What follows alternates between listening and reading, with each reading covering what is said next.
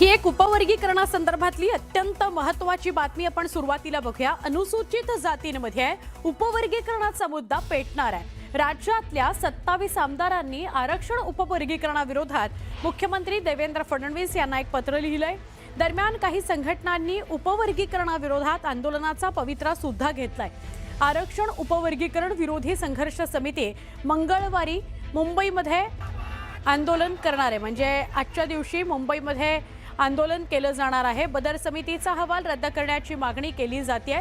उपवर्गीकरणाच्या निमित्तानं अनुसूचित वर्गात संघर्ष निर्माण करण्याचा डाव आखल्याचा आरोप आंबेडकरी नेत्यांनी केला आहे।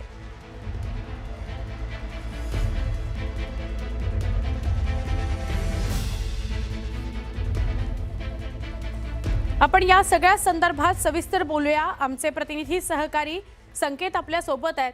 संकेत, आंदोलनाचा पवित्रा घेतलेला आहे आंदोलकांनी, तेढ निर्माण करणं, दुही निर्माण करण्याचा प्रयत्न केला जातोय आंबेडकरी जनतेत, असा एक आरोप होतोय, काय सांगाल? खरं तर आपण पाहिलं तर अनुसूचित जातींचा हा प्रश्न आहे आणि उपवर्गीकरणाला खरं तर या सर्वांचा जो आहे तो विरोध आहे। त्यासाठी उपवर्गीकरण संघर्ष समितीने आंदोलन देखील पुकारलेलं आहे। काल आपण पाहिलं तर 27 आमदारांनी, ज्यात 2 मंत्री सुद्धा आहेत, त्यांनी मुख्यमंत्र्यांना पत्र देखील दिलंय। मी सध्या आहे मुंबईच्या CSMT परिसरामध्ये। हा मेट्रो सिनेमाचा चौक आहे आणि ते आपण पाहतोय की आंदोलक आता जमायला सुरुवात झालेली आहे। इथून हे आंदोलक जे आहेत ते जाणार आहेत आझाद मैदानच्या दिशेने आणि मोठ्या प्रमाणात हे आंदोलन होईल असं हे आंदोलक म्हणतात। नेमका यांचा विषय काय, नेमका यांचा मुद्दा काय, नेमका यांची मागणी काय आणि विरोध नेमका काय हे जाणून घेऊया। आपण काही आंदोलक आहेत आपल्यासोबत, त्यांच्याशी आपण संवाद साधू। ताई, तुमचं नाव काय आणि कुठून आलात तुम्ही? माझं नाव आहे मनीषा गायकवाड। मी हिंगोली जिल्ह्यातून राष्ट्रीय चर्मकार महासंघाची महिला जिल्हा अध्यक्ष आहे। आमचा फक्त सरकारला एवढाच म्हणायचं आहे की हे जे उपवर्गीकरणाचा हे जे कट रचलेला आहे सरकारने, तो आम्हाला मान्य नाहीये। तुम्हाला सर्वांना माहितच असेल की डॉक्टर बाबासाहेब आंबेडकरांचं एक ओळ आहे, म्हण आहे की कष्ट केले तर माझ्या अभिमाने, जाती जातीत वाटू नका रे। आणि आपण तेच करत आहोत, प्रत्येकाला जाती जातीमध्ये वाटत आहोत। मला फक्त एवढंच म्हणायचंय या माध्यमातून की हे उपवर्गीकरण फक्त थांबलं पाहिजे, यामध्ये कोणाचाही फायदा आम्हाला सांगा की उपवर्गीकरण म्हणजे काय? उपवर्गीकरण झालं तर नेमकं काय होणार आहे? उपवर्गीकरण झालं तर आमच्यासारख्या मागासलेल्या लोकांचं नुकसानच होणार आहे। पण कसं नुकसान ते जरा समजावून सांगा। नुकसान म्हणजे असं की प्रत्येक जातीला जे आम्हाला 13% आरक्षण आहे, तर त्यामध्ये काय होईल की चांभार समाज 1.5%, मातंग समाज वेगळा, 39 जातीमध्ये 13% आहे, तर त्यामध्ये विभाजन होईल।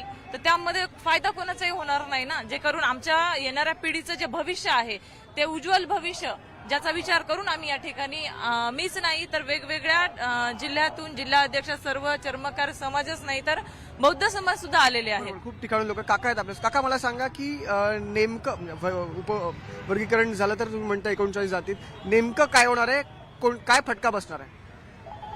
भारताचे संविधान लिहित असताना विश्वरत्न डॉक्टर बाबासाहेब आंबेडकर यांनी अनुसूचित जाती जमातील जातीतील 39 जातींना 13.5% आरक्षण दिलेलं आहे। आणि हे सरकार राज्यामध्ये विविध प्रश्न, बेरोजगारीचे प्रश्न, विविध प्रश्न असताना जाती जातीमध्ये भांडणं लावून पाहत आहे। आणि 13.5% आरक्षण असताना यात 39 जातींचा समावेश आहे। याचं उपवर्गीकरणाचा घाट घातलेला आहे। त्याचं जर उपवर्गीकरण केलं तर 13 जातींना 13% जातीतल्या 39 जातींना किती टक्के येणार? समाजात भांडणं लागतील आणि याचा फायदा हा सरकारला घ्यायचा आहे। तर हा समाज, हे जे उपवर्गीकरणाचा घाट आहे त्यांचा आम्ही पूर्ण जाहीर निषेध करतो। सरकारने हे करू नये। याच्यामध्ये ड जे आहे ते नेमकं काय? त्यांचं असं म्हणणं आहे की समजा ज्या जातीतली जास्त आहे त्यांना ज्या जातीप्रमाणे आरक्षण देण्याचा, ज्यांची संख्या जास्त त्यांना आरक्षण जास्त, असा घाट आहे। पण याच्या पाठीमागचं दुसरंच धोरण आहे। हे सरकार अल्पसंख्याक जातीमध्ये भांडण लावून स्वतःचं हित साधवून घेत आहे। मला तुम्ही कुठून आलात? परभणीवरून आलात। मला सांगा, आज आंदोलन करताय, काय इशारा द्याल सरकारला? आम्ही सरकारला चेतावणी देणार आहोत की अबकड होऊ देणार नाहीत आणि झालं तर याचे गंभीर परिणाम मुख्यमंत्री साहेब हे भोगतील। मला सांगा, आता यांनी जसं म्हटलं की अबकड झालं तर समाजाला मोठा फटका बसेल, जर नाही झालं तर काय फायदा आहे? नाही झालं तर सर्व समान एका ताटामध्ये सर्व जेवणार, सर्वांना सारखं न्याय भेटणार आणि हा न्याय म्हणजे सर्व 18 पगड जातीला भेटणार आहे। त्याच्यामुळं अ बकडं आम्ही हे होऊ देणार नाहीत. मेन मुद्दा मी सांगतो, हे आरक्षण जे उपवर्गीकरण कशासाठी व्हायले याच्यामध्ये सरकारचा सर्वात जास्त फायदा आहे. आणि ते फायदा कोणत्या प्रकारे आहे? आता बौद्ध समाज, चर्मकार समाज 59 जातीपैकी फक्त एक आमचा बंधू जे आहे मातंग समाज, त्याला आज बी आम्ही आपलाच मानतो, त्याच्यामध्ये जास्त सुशिक्षित नाहीत. जरा आरक्षणामध्ये जर मातंग समाजाला जर जागा निघाली, मग त्याच्यामध्ये शिकलेलेच नसतील, मग ते जागा खाली रिकामी मग त्याच्यामध्ये दुसरे कॅन्डिडेट भरले जातात. मातंग समाजाला जास्त फायदा असं म्हणते कसा? मातंग समाजाला फायदा होण्याचा नाही म्हणालो मी, त्याला भडकवण्यात आलं. ते आमचा बंधू आहे, मातंग समाज आमचाच आहे, चर्मकार आमचाच आहे, बौद्ध आमचाच आहे. ते आमच्या मातंग समाजाला सर्वात जास्त भडकवण्यात आलं, समजलं का? आणि ज्या वेळेस आरक्षणच्या जागा सुटतील तर त्या आरक्षणाच्या जाग्यामध्ये समजा मातंग समाजाला आरक्षित जागा जर सुटली, मग शिकलेले सवरले नसतील, मग जागा रिकामी कशी राहील? मग अनुसूचित जातीच्या पेक्षा ओबीसी हे ते त्याच्यामध्ये नोकरीमध्ये ऍड करणार आहेत. आणि आम्ही याचा उपवर्गीकरणाचा जाहीरपणाने निश्चितपणाने विरोध करतो. आणि असं जर झालं तर आम्ही सगळेजण रस्त्यावर येऊन बसू.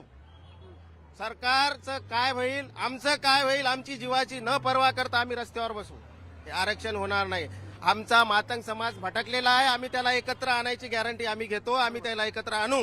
आपल्यासोबत या आंदोलनात सहभागी झालेले तरुण सुद्धा आहेत. त्याचं नाव काय तुझं? विशाल घोडेकर, कुठून आलाय? हातगाव, नांदेड जिल्हा. कसं पाहतोस या उपवर्गीकरणाला? विरोध काय नेमका? नाही, उपवर्गीकरण हे अबकडं जे अनुसूचित जातीचं जे सरकारने घाट घातलेला आहे तो पूर्णतः चुकीचा आहे आणि त्याचा निषेध म्हणून या ठिकाणी आज मोर्चामध्ये सहभागी झालो. पण काय तुमचा विरोध नेमका काय चुकीचं त्याच्यामध्ये? चुकीचा असा आहे की जे 13% आरक्षण दिलेलं आहे ते 13% ओपन स्पेस आहे आणि तुम्हाला त्याच्यामध्ये तुकडे करायचे आहेत.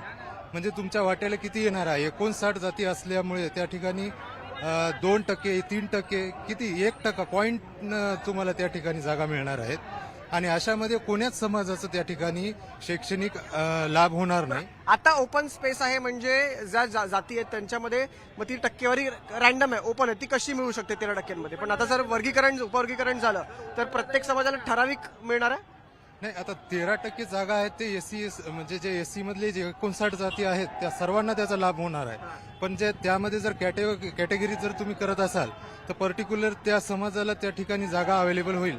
आणि त्यात पण जर समजा एखाद्या ठिकाणी जर कोणत्या पोस्टची जर जागा व्हॅकंट असेल आणि त्या ठिकाणी जर मातंग समाजाचा बांधव आमचा त्या ठिकाणी क्वालिफाईड नसेल तर त्यावेळी ती जागा त्या ठिकाणी रिक्त राहू शकते.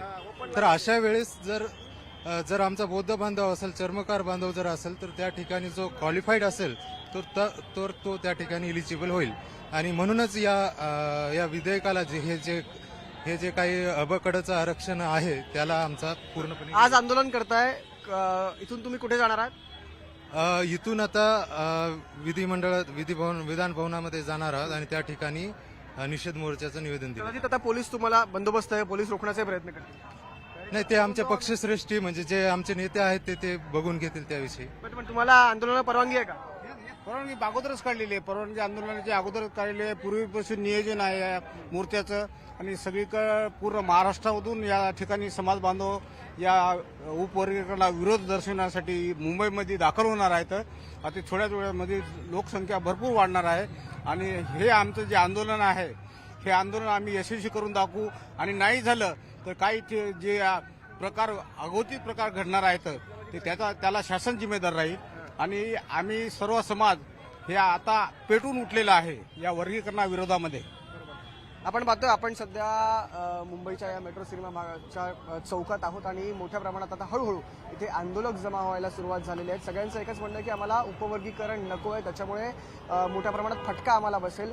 सध्या जे 13% आरक्षण आम्हाला आहे ती ओपन स्पेस आहे, त्याच्यामुळे उद्या उपवर्गीकरण इथे जर झालं तर प्रत्येक जातीला हे ठराविक लिमिटेड ज्या असतील त्या जागा मिळतील आणि त्या डेडिकेटेड जागा असतील. तर त्याच्यामुळे उद्या जर तिकडे कुणी क्वालिफाईड नसेल एखाद्या पोस्टिंगसाठी तर ती जागा कदाचित रिक्त जाऊ शकते. असे अनेक फायदे आणि तोटे या आंदोलकांनी आपल्याला सांगितलं. त्याच्यामुळे सध्या मी या आंदोलनाच्या ठिकाणी आहे. काही वेळात आंदोलनाला सुरुवात होईल, इथून ते आझाद मैदानाला जातील, विधिमंडळाच्या दिशेने निघतील. त्याच्यामुळे पुढे या आंदोलनात नेमकं काय होणार आहे हे आता पाहणं खूप जास्त महत्वाचं आहे. सुवर्णा, नक्की धन्यवाद, आपण माहिती दिली त्याबद्दल.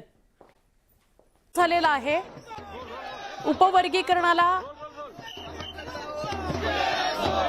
भागामध्ये मेट्रो स्थानकाजवळ आपण पाहतोय की आरक्षण उपवर्गीकरणाच्या विरोधात इथे आंदोलन सुरू आहे. विविध संघटना ज्या आहेत तिकडे दाखल झालेल्या आहेत. आपण पाहतोय हा पोस्टर इकडे खाली आणलेला, कटआउट इकडे आणलेला आहे. कुठेतरी भाजपचं कमळ आपल्याला दिसतंय, देवेंद्र फडणवीसच्या पोस्टरवरती दिसत आहेत आपल्याला. आणि ते पोस्टर जे आहे ते त्या खिशामध्ये आपण बघतोय उपवर्गीकरणाचं आहे. त्याच्यासोबत काही लोक आहेत. नेमकं पोस्टर काय आहे, कशा संदर्भात आहे, बोला कशा संदर्भात आहे? आज उपवर्गीकरणाच्या विरोधात हा मोर्चा या ठिकाणी आलेला आहे. या राज्याचे मुख्यमंत्री देवेंद्र फडणवीस हे जाणीवपूर्वक जातीमध्ये तेढ निर्माण करण्याच्या उद्देशाने या ठिकाणी उपवर्गीकरणाचा घाट घालत आहे आणि या उपवर्गीकरणामुळे अनुसूचित जातीची एकता बाध्य होणार आहे. त्याच्यामुळे त्याच्या विरोधात आमचा हा मोर्चा आहे. हे नेमकं कटआउट काय, कशासाठी कटआउट आमच्या या कटआउटचा उद्देश असा आहे की शासनाने बदर समिती नेमलेली होती उपवर्गीकरणाच्या संदर्भाने. अद्यापपर्यंत बदर समितीचा अहवाल जाहीर केलेला नाहीये. हा बदर समितीचा अहवाल शासनावरती ज्यांचा ताबा आहे आता RSSच्या ताब्यामध्ये आहे. त्यामुळे त्या ठिकाणी एका खिशामध्ये बदर आहे, एका ठिकाणी उपवर्गीकरणाचा अहवाल आहे आणि मधोमध देवेंद्र फडणवीस या ठिकाणी बसलेले आहेत की जे या जातीमध्ये तेढ निर्माण करण्याचं काम करत आहे. मला सांगा, उपवर्गीकरण झालं तर तुम्हाला काय नुकसान होईल? उपवर्गीकरण झाल्यामुळे या ठिकाणचं आरक्षणाचं जे तत्व होतं ते तत्व उद्ध्वस्त होणार आहे. कारण यामुळे उपवर्गीकरणाच्या याच्यामुळे जातीमध्ये तेढ निर्माण होणार आहे. 2%, 3% याच्यामध्ये डिव्हायडेशन होणार आहे आणि जे 13% अनुसूचित जातीचं जे आरक्षण आहे त्या आरक्षणाला पूर्णपणे धोका निर्माण होणार आहे. यानंतर क्रिमिलेअर लागू करण्याची शक्यता असल्यामुळे कसं काय धोका निर्माण? त्यांचं म्हणणं आहे की ज्यांना आतापर्यंत फायदा मिळत नाही अनुसूचित जाती, त्यांना त्या समाजाला फायदा मिळेल. मुळात 13% आरक्षण हे संपूर्ण 59 जातींसाठीचं आहे आणि 59 जातींसाठी असलेलं हे आरक्षण जर अशा पद्धतीने तुकड्यामध्ये करण्यात आलं तर याच्यामुळे भविष्यामध्ये कुठल्याच जातींना कसल्याही प्रकारचा फायदा मिळणार नाही अशी शक्यता आहे.